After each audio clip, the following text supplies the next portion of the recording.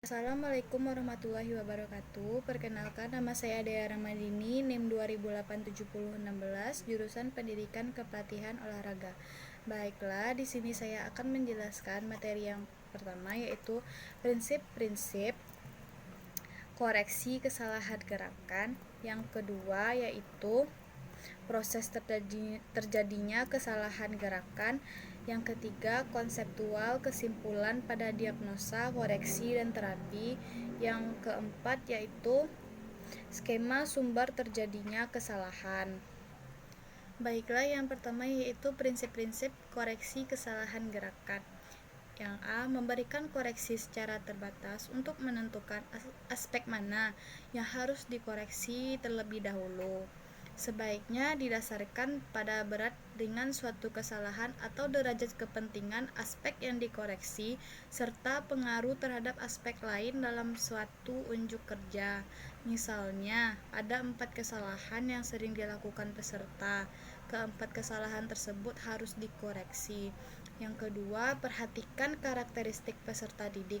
Salah satu karakteristik peserta didik adalah tidak senang bila dikritik. Bila mereka dikritik atau selain dikritik, mereka merasa jengkel, kesal, cenderung, dan marah. Penampilan tingkah laku yang menyimpang atau mengarah keadaan psikis yang frustasi, cenderung yang demikian pula harus dihindarkan. Yang ketiga, berikan koreksi sesegera mungkin pada kesalahan yang dilakukan berulang kali tanpa diberikan koreksi dan terapi gerakan akan menyebabkan kesalahan tersebut mengindikasikan secara permanen. Yang keempat, munculnya kesalahan baru. Guru dituntut melakukan pengamatan secara seksama dan kontinu sehingga padat mengetahui dengan sesegera mungkin munculnya kesalahan baru. Keadaan yang seperti ini akan sering ditemui terutama peserta didik yang masih taraf pemula atau masih baru. Yang kelima, derajat penguasaan. Bila peserta didik telah menguasai sedikit banyaknya keterampilan motorik yang telah diajarkan dengan pengertian lain, koreksi dan terapi motorik akan bermanfaat apabila peserta didik telah menguasai keterampilan motorik yang diajarkan, minimal dalam bentuk kemampuan koordinasi kasar. Yang kedua, yaitu materi yang kedua, proses terjadinya kesalahan gerakan.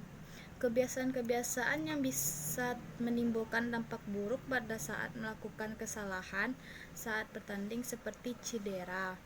Berikut kesalahannya. Yang pertama, kesalahan dan penyimpangan. Kesalahan penyimpangan dibedakan menjadi dua, yaitu ruang dan waktu.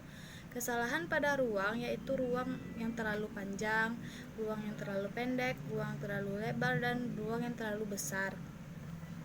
Kesalahan pada waktu yaitu waktu yang terlalu cepat dan waktu yang terlalu lambat.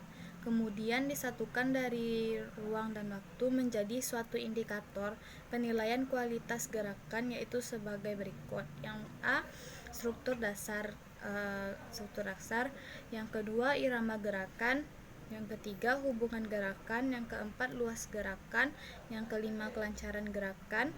Yang keenam, ketepatan gerakan. Yang ketujuh, kecepatan gerakan.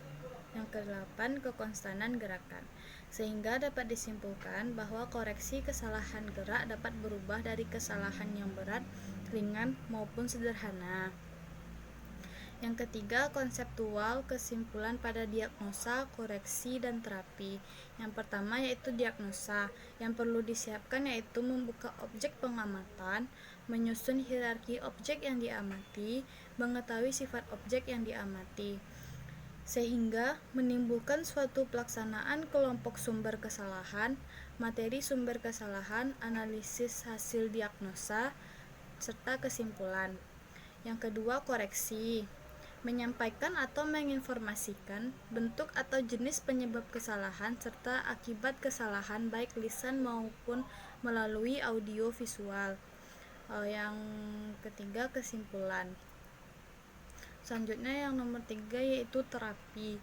Yang perlu disiapkan yaitu menyusun bentuk-bentuk latihan sehingga menimbulkan pelaksanaan seperti Melaksanakan bentuk-bentuk latihan untuk memperbaiki kesalahan yang terjadi. Yang kedua, mengamati latihan. Yang ketiga, diskusi dengan peserta didik, kesimpulan dan tindak lanjut. Skema sumber terjadinya kesalahan. Semakin kecil atau sedikit kesalahan terjadi dalam realisasi gerakan, dalam ini dapat diartikan dalam proses pengendalian dan pengaturan adalah proses yang terjadi dalam proses gerakan dalam rangka merealisasikan rencana bunyian, misalnya suara guru atau suara pelatih, musik, dan lain-lain. Baiklah, mungkin itu yang dapat saya jelaskan. Apabila ada salah dan kurang, mohon dimaafkan. Assalamualaikum warahmatullahi wabarakatuh.